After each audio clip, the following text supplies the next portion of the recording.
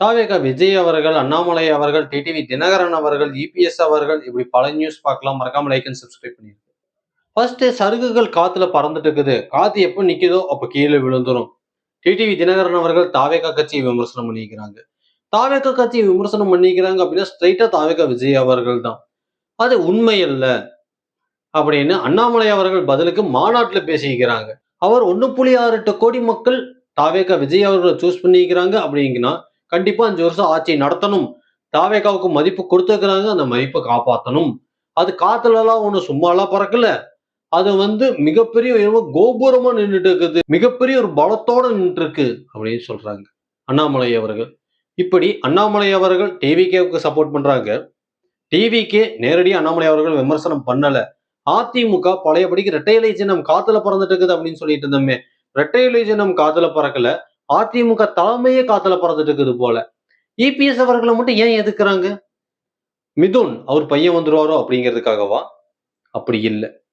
சசிகலா அவர்கள் அதிமுகவுக்கு திரும்ப வர பேச்சுவார்த்தைகள் ஆரம்பிச்சாச்சு அப்படின்னு சொல்றாங்க. ஒருவேளை அது உண்மையா இருக்கும் பட்சத்துல அது எந்த அளவுக்கு மிகப்பெரிய இம்பாக்ட் கிரியேட் பண்ணும்? இப்படி சுத்தி சுத்தி போயிட்டு இருக்கும் பொழுது சருகுகளா, இலைகளா, இல்ல கோபுரமா?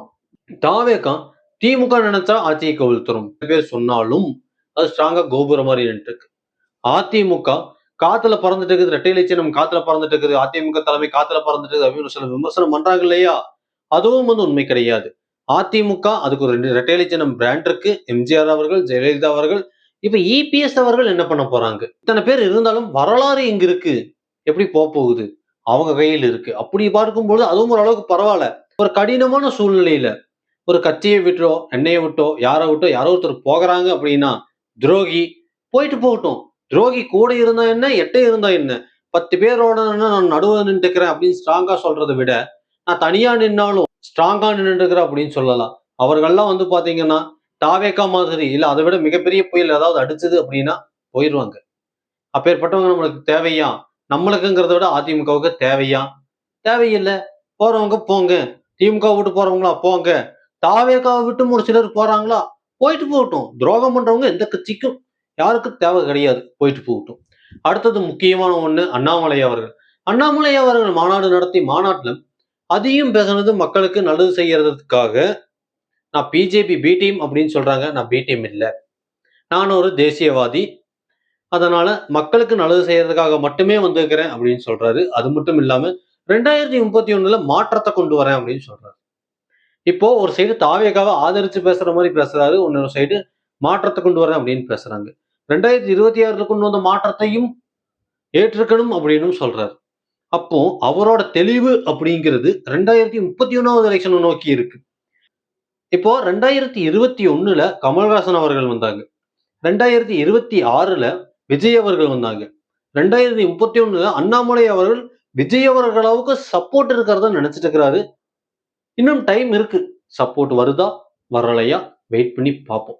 இதுதான் முதல் மாநாடு. விக்கிரவாண்டியில தாவேகா விஜய் அவர்கள் எப்படி நடத்தினார்களோ அது மாதிரி பொள்ளாச்சியில நடத்திக்கிறாங்க. பார்ப்போம். பொள்ளாச்சியில் ஆரம்பிச்சது எல்லாமே வெற்றியா போயிருக்குது இது வரைக்கும். தாவேகாவுக்கும் அதே மாதிரி அண்ணாமலை அவர்களுக்கு என்ன ஆக போகுது? வீதி லீடர்ஸ் திமுகவை பற்றியோ அதிமுகவை பற்றியோ பெருசா கண்டுக்கல. அவர்களோட எதிரியே தாவேகா தான் அப்படிங்கிறத பாக்குறதையும் தாண்டி நான் தான் எதிர்கட்சி, தாவேகா நான் தான் எதிர்கட்சி, திமுகவும் வலிமையால அதிமுகவும் வலிமையால அப்படிங்கிற ஸ்டேஜ்ல அவர் பாக்குறாரு. இது எந்த அளவுக்கு சாத்தியம் அப்படிங்கிறத தாண்டி அந்த மைண்ட் செட் அப்படிங்கிறது நெக்ஸ்ட் ஜெனரேஷனுக்கு கொண்டு போகுதா? இதுதான் கேள்விக்குறி. நெக்ஸ்ட் ஜெனரேஷனுக்கு எந்தெந்த கட்சியில யார் யார் இருக்கிறா? திமுகல உதயநிதி ஸ்டாலின் அவர்கள், அதிமுகல ஒரு சின்ன கேள்விக்குறி இருக்கு. அடுத்து நாம் தமிழர் கட்சி சீமான் அவர்கள் தான் எப்பவும். அடுத்து தாவேகா விஜய் அவர்கள் மிகப்பெரிய பிராண்ட். அடுத்த 10 வருஷத்துக்கும் தொடர்ந்து அடுத்த எலெக்ஷன்லயும் ஜெயிப்பாங்கிறது ஒரு சின்ன கருத்து இருக்கு. எப்படி ஆட்சி பண்றாங்க அப்படிங்கறத பார்ப்போம். அண்ணாமலை அவர்கள் சொல்ற மாதிரி தாவேகாவுக்கு தகுந்த நேரமும் வாய்ப்பும் தர வேண்டும். ஏன்னா அதுல 2 அமைச்சர்களை தவிர எல்லாருமே புதுசா அமைச்சர் பொறுப்புகளுக்கு வந்தவங்க. அதனால அவர்களுக்கு அந்த தகுந்த நேரம் தரணும். அப்படி தாவேகா அடுத்த ஜெனரேஷனுக்கு ஸ்ட்ராங்கா விஜய் அவர்கள் இருக்கிறாங்க. அண்ணாமலை அவர்கள் புதுக்கட்சி அண்ணாமலை அவர்கள் இருக்கிறாங்க. இப்போ அந்த கொஸ்டின் மார்க்குக்கு வருவோம்.